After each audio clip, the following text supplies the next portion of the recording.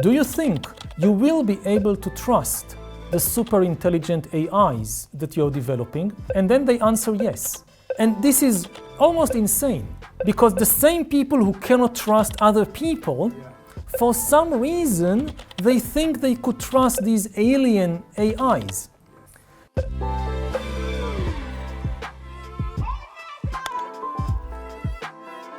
皆さんこんにちは。ビッグインタビューへようこそ。今回のゲストは歴史学者で哲学者のユヴァル・ノア・ハラリさんです。今回のテーマは、情報の未来です。AI とともにこれから人類はどのように生きていくのかについて、お話を伺います。So welcome to the WIRED Big Interview. Thank you. It's good to be here. And that's, I believe, the main theme of your new book, NEXUS. Yes. So we would like to know how should we live with, especially the AI or super intelligence in the society in the future. The first question, in the late 90s, actually there is one idea that if the internet will spread, globally, and then it will bring the world peace because the information will tell the truth, and every people could get access to every information, and maybe multi-understanding will grow, and finally the human being becoming wiser. However, you said that such a view of information is more like naive. Yeah. Could you explain why? Yes, because information is not truth. Most information is not about representing reality in a truthful way. The main function of information is to connect a lot of things together, to connect people together. And you sometimes can connect people with the truth, but it's often easier to do it with fiction and fantasy and so forth. Some of the most important texts in history, like the Bible, they connect millions of people together, but not necessarily by telling them the truth. In a completely free market of information, most information will be fiction or fantasy or even lies, because the truth is costly, whereas fiction is cheap. To write a truthful account of anything, of history, of economics, of physics, you need to invest time and effort and money to gather evidence, to fact check. It's costly, whereas fiction can be made as simple as you would like it to be. And finally, the truth is often painful or unpleasant, whereas fiction can be made as pleasant and attractive as you would like it to be. So in a completely free market of information, truth will be flooded, overwhelmed by enormous amounts of fictions and fantasies. This is what we saw with the internet, that it was a completely free market of information, and very quickly the expectations that the internet will just spread facts and truth and agreement between people turned out to be completely naive.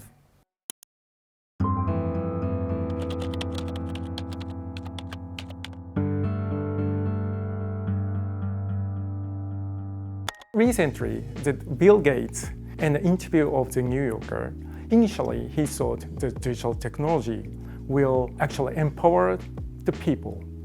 But finally he realized that social networking is totally different than the previous digital technologies. And he said he realized too late. And he also said that the AI is also the totally different technology than the previous one. And if AI is totally different than what the technology we have previously, is there anything we could learn from the history if there is nothing equivalent to the AI? And the most important thing to understand is that AI is an agent and not a tool. Previous information technologies, I hear many people say the AI revolution, it's like the print revolution, or it's like the invention of writing. And this is a misunderstanding, because all these previous information technologies, they were a tool in our hands. If you invent a printing press, you still need a human being to write all the texts, and you need a human being to decide what books to print. AI is fundamentally different. It is an agent. it can write books by itself, it can decide by itself to disseminate these ideas or those ideas, and it can also create entirely new ideas by itself. And this is something unprecedented in history because we never had to deal with a super intelligent agent. But there were, of course, other agents in the world, like animals, but we were more intelligent than the animals. We were especially better than the animals at connecting. Why do we control the planet? Because we can create networks of thousands and then millions and then billions of people who don't know each other personally but can nevertheless cooperate effectively. 10 chimpanzees can cooperate because among chimpanzees cooperation is based on intimate knowledge, one of the other. But 1,000 chimpanzees cannot cooperate because they don't know each other. 1,000 humans can cooperate. Even 1,000,000 humans or 100 million humans. Like Japan today has more than 100 million citizens. Most of them don't know each other, nevertheless you can cooperate with them. How come that humans manage to cooperate in such large numbers? Because they know how to invent stories and shared stories. Religion is one obvious example. Money is probably the most successful story ever told. Again, it's just a story. I mean, you look at a piece of paper, or you look at a coin, it has no objective value. It can nevertheless help people connect and cooperate because we all believe the same stories about money. And this is something that gave us an advantage over chimpanzees and horses and elephants. None of them can invent stories like money. But AI can, which again, the emphasis on intelligence may not be may be misleading. Okay. The key point about AI, it can invent new stories, like maybe new kinds of money, and it can create networks of cooperation better than us. So you mentioned a lot about the religion. The important thing is that you wrote in the book that those kind of the acceptance vision itself of the religion will affect about the acceptance of AI itself. Yes. In the Japanese or Asian way, in the animism way, we accept naturally more like an alien intelligence living together in the same environment, or like I would say multi-species things. Yes.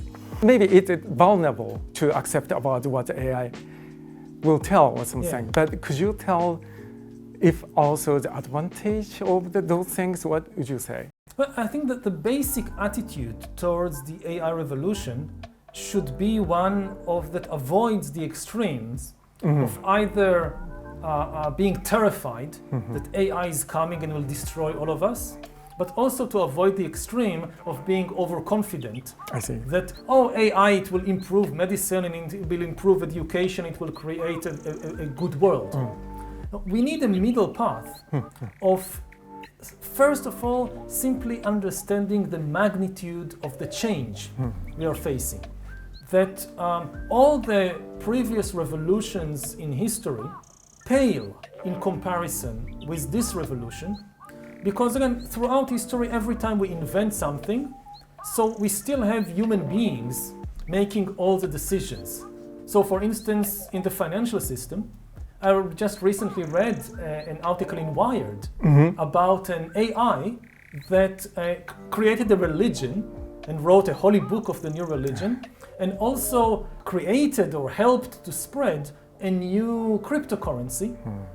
And it now has, in theory, $40 million, this AI. Wow. Now, what happens if AIs start to have money of their own and the ability to make decisions about how to use it? If they start investing money in the stock exchange.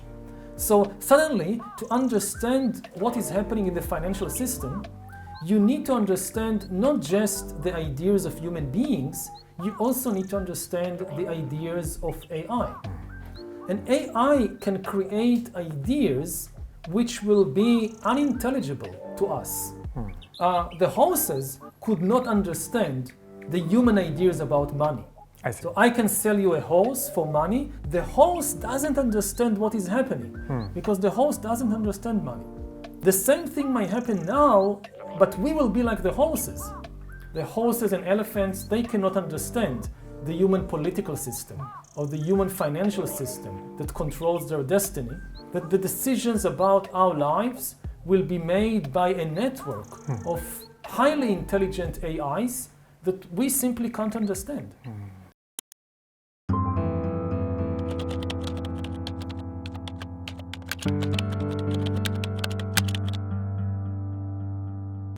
The AI's trust network we can't understand. And sometimes we say those things as not singularity, not only singularity, but hyper object. Like a hyper object means what you can't understand. Yeah. And that's context often said in environment things, the nature of the kind of system of Earth, we can't understand fully. So, human being really struggling about how to deal with, adapt with those change of the climate or the big Earth systems. And maybe the AI is just coming up to the top list of how could we deal with. How human being could do, make being flexibility or even just deal with those hyper object or just a singularity. How could we do that, if you can't understand fully? Ideally, we should be able to trust the AIs to help us deal with these hyper objects, or with these higher complex realities which are beyond our understanding. But the big paradox of the AI revolution, I think, is the paradox of trust.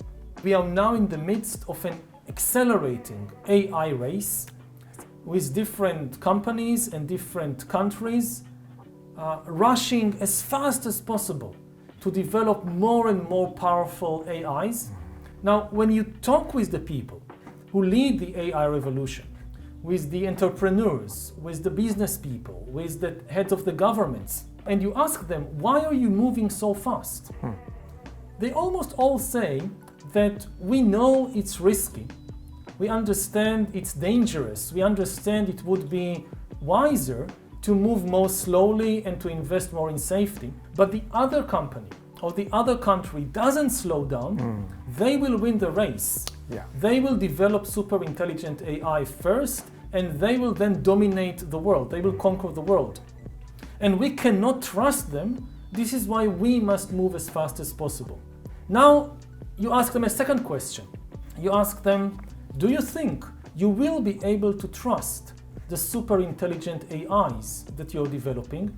And then they answer yes.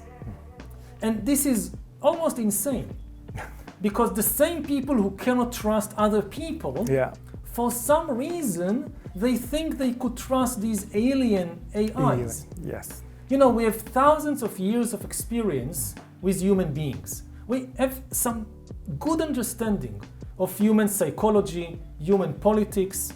We understand the human craving for power, but we also understand how to check the pursuit of power and how to build trust between humans. With AIs, with super intelligent AIs, we have no experience at all. I see. So this situation, the safest thing would be to first of all build more trust with other humans. So it's amazing that today we have these networks of trust in which hundreds of millions of people cooperate on a regular basis. And there is no such thing as a completely free market. Some things can be created successfully by competition in a free market. We know that. But there are certain services, goods, essentials that cannot be maintained just by competition in a free market. Justice is one example. Let's say it's a free market, I sign a business contract with you, and then I break the contract. So we go to a judge, we go to a court. I bribe the judge. Suddenly you don't like the free market. You say, no. Courts should not be a free market. It shouldn't be the case that the judge rules in favor of whoever gives the judge most money. In that situation, you don't like the free market so much. There is always some kind of substratum of trust I see. which is essential for any competition.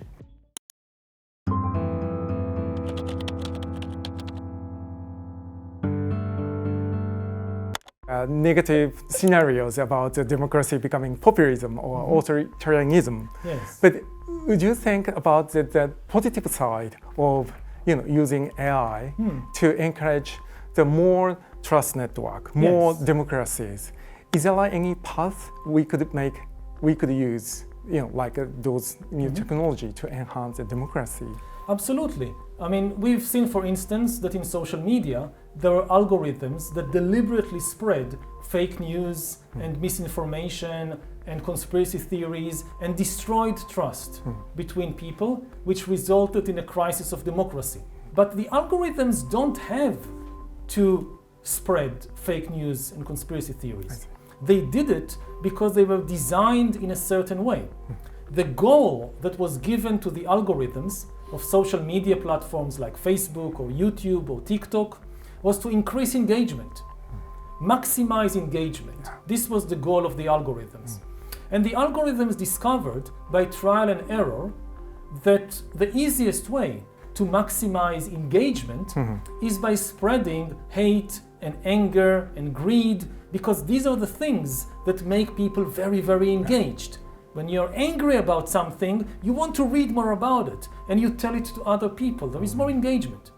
If you give the algorithms a different goal, for instance, increase trust or increase truthfulness, then they will not spread all these fake news. They can be helpful for building a good society, a good democratic society. Another very important thing is that democracy should be a conversation between human beings. I see. For that, you need to trust that you're talking with another human being. Increasingly, on social media, or generally on the internet, you don't know if what you're reading is something that a human being has written and is spreading, or is it a bot? This destroys trust between humans and makes democracy much more difficult. But we can have a regulation, a law, that bans bots and AIs from masquerading as human beings. If you see some story on Twitter, you need to know if this is being promoted by a human being or by a bot. And if people say, but what about freedom of speech? Well, bots don't have freedom of speech. I mean, we don't need to, I'm very much against censoring the expression of human beings. But this doesn't protect the expression of bots. I see. Bots don't have freedom of speech. In that context, I remember that one of the big company in Japan trying to make the AI constellation.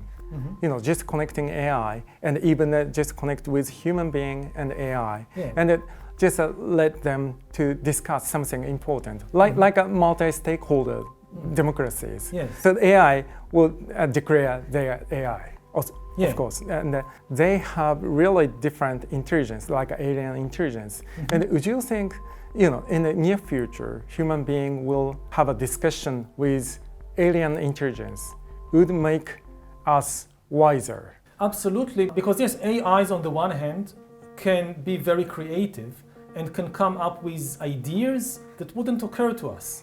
So talking with an AI can make us wiser. But AIs can also flood us with enormous amounts of junk and of misleading information, and they can manipulate us.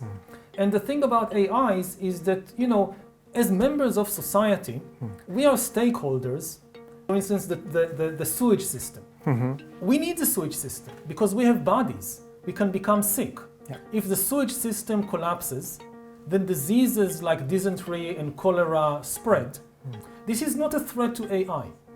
For the AI, it doesn't care if the sewage system collapses. It cannot become sick. It cannot die. It doesn't care about it. We need to remember it's not a human being.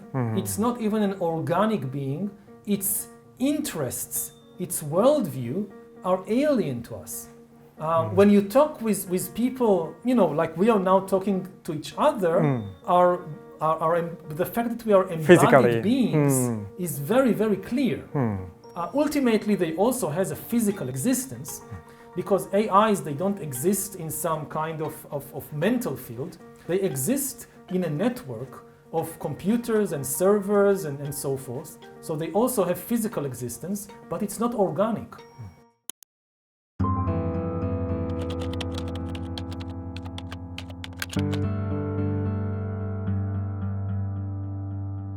So what is most important things for you when you think about future?